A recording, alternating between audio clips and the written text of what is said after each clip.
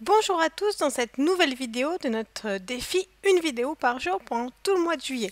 Donc aujourd'hui on consacre une dernière vidéo en ce 14 juillet à Lightroom. Promis demain on va passer à autre chose, alors sûrement des sujets vidéo d'ailleurs, ça va changer un peu. Donc aujourd'hui on consacre sous Lightroom la partie watermark. On a eu quelques questions à ce sujet là. On traitera également Photoshop mais dans un deuxième temps, donc sur une autre vidéo. Et aujourd'hui donc on va parler vraiment du watermark de Lightroom. Donc le watermark, vous savez, c'est le petit élément qu'on peut trouver sur des photos en plus, par exemple que les photographes vont rajouter avec leur nom, leur adresse, leur site web. Ça fait beaucoup débat dans le monde des photographes, on va pas rentrer dedans. Sachez que moi personnellement, sur mon site en général il n'y en a pas, sur Photopassion il y en a un petit léger qui est discret. C'est pour ça que du coup Lightroom a cet avantage là, c'est qu'il permet de proposer un watermark qui est relativement discret sans que ça prenne toute la photo. Donc, on va prendre une photo, on va venir l'exporter. Donc, je ne sais pas si vous vous souvenez, ça va être exporté. Et on a une partie qui s'appelle ici filigrane. Hop, on va venir sélectionner. Donc, par exemple, on va venir modifier les filigrammes. Je vais venir en rajouter un. Alors, c'est très simple. Il y a deux possibilités. Soit vous venez ici mettre l'élément que vous avez envie. Donc, je ne sais pas, on va mettre montgolfière juste pour que vous voyez tout de suite l'impact sur la photo, comme ça vous voyez bien qu'elle n'a pas été préfaite. Vous pouvez choisir l'endroit où vous avez envie de la mettre. Par exemple, on va la mettre, je sais pas, ici. On va la mettre là plutôt. Vous pouvez choisir de la mettre, de l'ajuster. Vous pouvez choisir de la mettre en plus gros.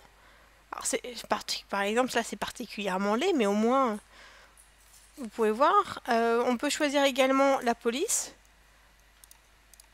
le style qu'on veut mettre ici, et c'est bon.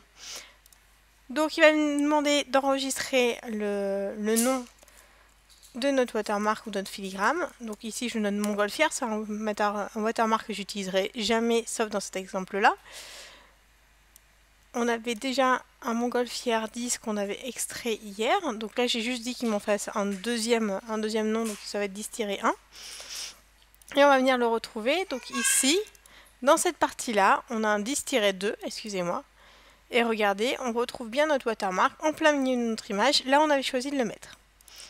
Autre possibilité, on peut également choisir d'y mettre une image et donc venir la télécharger. Donc on va venir hop, rajouter ici une image, donc un PNG ou un JPEG.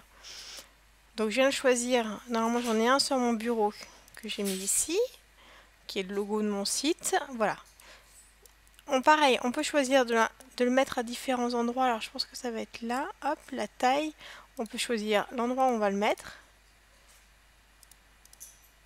Hop. Donc là je vais dire qu'il s'appelle Céline Manceron. C'est pareil, je veux qu'il utilise un nom unique, donc on va voir tout de suite notre fichier, voilà le -3 qui vient de se rajouter, vous avez vu, donc ici on a tout de suite notre nouvel watermark. Dernière possibilité, parce que en fait il y en a, pardon, dernière possibilité parce que du coup en fait il y en a une troisième, qui va être d'utiliser justement nos métadonnées, celles qu'on a paramétrées et qu'on a sauvegardées. Donc on va dans filigrane, on fait modifier le filigrane, et on va lui dire ici, donc ça va être du texte. Je l'ai vu tout à l'heure. Non, ça va être là. Hop, je veux un filigrane copyright simple. Ça veut dire qu'il va uniquement utiliser le copyright qu'on avait ici. Hein. Voilà, copyright Céline Manceron.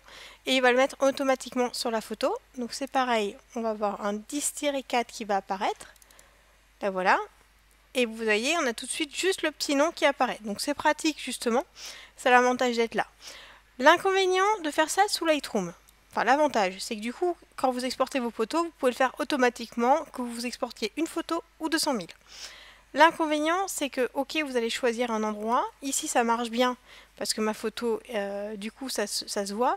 Si vous avez une photo en noir et blanc, par exemple ici, et que là c'est blanc, ben, vous ne voyez pas votre watermark.